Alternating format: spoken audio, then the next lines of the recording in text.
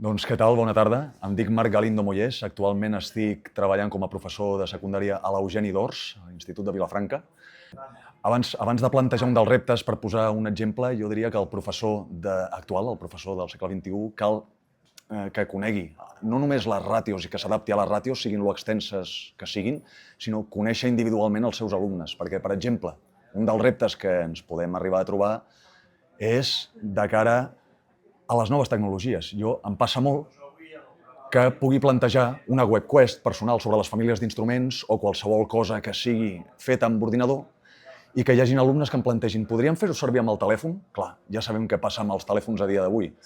Jo no tinc cap mena de problema ni cap dubte en dir que, per descomptat, que poden fer servir el telèfon. Ja depèn del centre, que estigui permès o no. Però jo no tinc cap mena de dubte en dir fes-lo servir, mentre sigui pel que toca. I com que comprovo que la gran majoria de vegades fan el que toquen, doncs repte complert, no? Un altre repte que ens podríem trobar en una classe d'instrument, per exemple. Com divideixes les files si la ràtio és molt extensa? Planteges una classe d'instrument per grups? Les planteges per fila 1, fila 2, fila 3?